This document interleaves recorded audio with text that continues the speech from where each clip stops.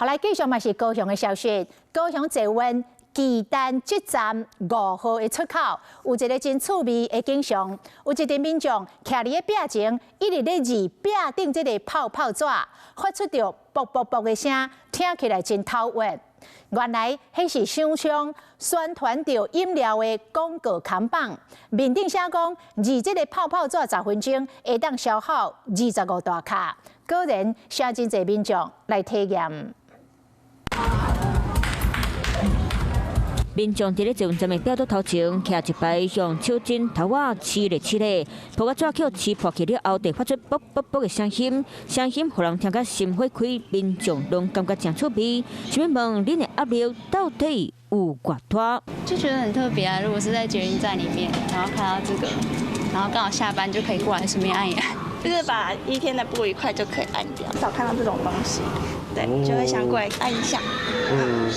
按的时候的感觉就很疗愈啊。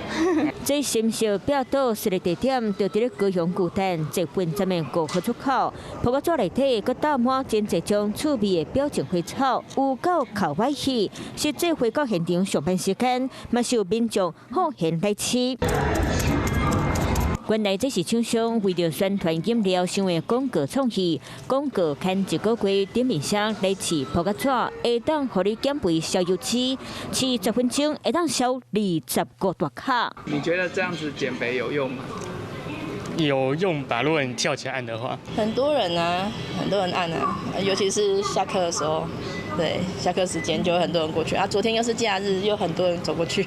捷运站内底团商讲，这几天广告看出来，真侪民众拢停脚步来试泡个纸，敢是要减肥？大人的看法无共款。不过趣味活动，成侪人伫咧讨论，嘛成功达到拍广告效果。你好，我是宋彦明。想掌握最及时的新闻资讯吗？赶紧订阅、按赞、开启小铃铛，锁定华视新闻 YouTube 频道。